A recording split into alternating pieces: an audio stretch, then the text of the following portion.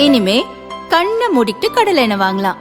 ஏன்னா மந்த்ரா கடலை எண்ணெய் இதயத்தின் தயாரிப்பு. வறுக்க பொரிக்க ஏன் எல்லா சமையலுக்கும் மந்த்ரா தான். மந்த்ரா கடலை எண்ணெய், அபார ருசி, ஆரோக்கியமான உடல் நலம்.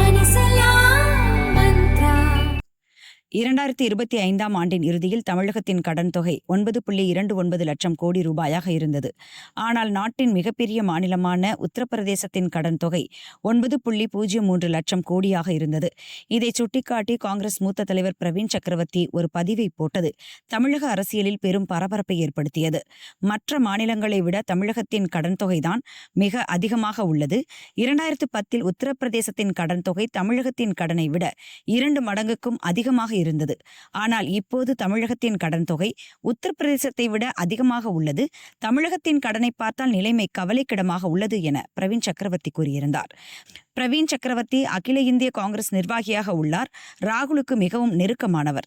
திமுகவுடன் கூட்டணியில் இருந்து கொண்டே தமிழகத்தின் நிதி நிலையை விமர்சித்து அவர் போட்ட சர்ச்சை பதிவுக்கு கனிமொழியும் தமிழக அமைச்சர்களும் கடும் பதிலடி கொடுத்தனர்.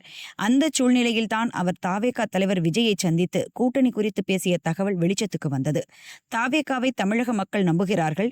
விஜய் நடிகர் என்ற நிலையை தாண்டி தலைவராக மாறிவிட்டார் என்றும் பிரவீன் சக்கரவர்த்தி புகழ்ந்து தள்ளினார். அதன் பிறகு காங்கிரசுக்கு ஆட்சியில் பங்கு தர வேண்டும் என்ற கோரிக்கையை தமிழக காங்கிரஸ் தலைவர்கள் ஓங்கி ஒலிக்க துவங்கிவிட்டனர். இல்லாவிட்டால் தாவேகாவுடன் கூட்டணி சேரலாம் என டெல்லியில் ராகுல் கார்கேயை சந்தித்தும் தங்கள் கருத்தை தெரிவித்துவிட்டனர். ஆட்சியில் பங்கு கிடையாது என முதல்வர் ஸ்டாலின் 3 தினங்களுக்கு முன் திட்டவட்டமாக கூறினார்.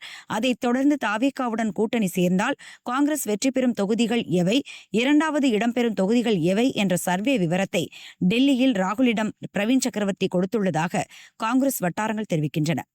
வரும் 17ஆம் தேதி தமிழகம் வரும் காங்கிரஸ் பொதுச் செயலாளர் வேணுகோபால் விஜயை சந்தித்து கூட்டணி பேச்சு நடத்துவார் என்றும் டெல்லி வட்டாரங்கள் கூறும் நிலையில் இன்று இன்னொரு குண்டை தூக்கி போட்டு திமுகவை கதிகலங்க வைத்துள்ளார் பிரவீன் சக்கரவர்த்தி.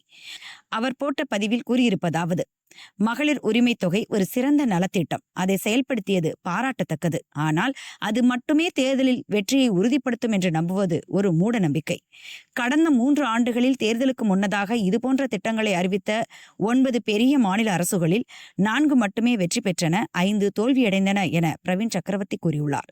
எந்தெந்த அரசுகள் வெற்றி பெற்றன, எந்தெந்த அரசுகள் தோல்வியடைந்தன என்ற புள்ளி விவரத்தையும் அவர் கொடுத்துள்ளார். 2023இல் மத்திய பிரதேசத்தில் பாரதிய ஜனதா அரசு மகளிர் உதவித்தொகை திட்டத்தை அறிவித்தது, வெற்றி பெற்றது. அதே 2023இல் ராஜஸ்தானில் காங்கிரஸ் அறிவித்தது, தோற்றுவிட்டது. 2023இல் தெலங்கானாவை ஆண்ட PRS கட்சி, 2023இல் சத்தீஸ்கரை ஆட்சி செய்த காங்கிரஸ் கட்சி ஆகியவையும் இதுபோன்ற அறிவிப்பை சட்டசபை தேர்தலுக்கு முன் அறிவித்தன. ஆனால் 2 கட்சிகளுமே தோற்றுப்போயின. 2024இல் நடந்த ஆந்திர சட்டசபை தேர்தலில் OSR காங்கிரஸ் கட்சியும் மகளிர் உதவி திட்டத்தை அறிவித்தது, அதுவும் தோற்றது. 2024இல் மகளிர் உதவித்தொகை திட்டங்களை அறிவித்து ஜார்க்கண்டில் ஜார்க்கண்ட் முக்தி மோர்ச்சா கூட்டணியும் மகாராஷ்டிராவில் பாரதிய ஜனதா கூட்டணியும் வெற்றி பெற்றன. 2025இல் டெல்லி சட்டசபை தேர்தலில் ஆம் ஆத்மி கட்சி தோற்றது. ஆனால் பீகாரில் தேசிய ஜனநாயக கூட்டணி வெற்றி பெற்றது என பிரவீன் சக்கரவர்த்தி புள்ளி விவரங்களுடன் கூறியுள்ளார். மகளிர் உரிமை தொகை பெறும் 1.30 கோடி பெண்களின் வங்கிக் கணக்குகளில் 2 தினங்களுக்கு முன் தலா 5000 ரூபாயை செலுத்த முதல்வர் ஸ்டாலின் உத்தரவிட்டார். இதன் மூலம் பெண்களின் ஓட்டுகளை அள்ளி விடலாம் என நினைத்திருந்த திமுகவினருக்கு பிரவீன் சக்கரவர்த்தி போட்ட இந்த பதிவு வயிற்றில் புளியை கரைத்துள்ளது.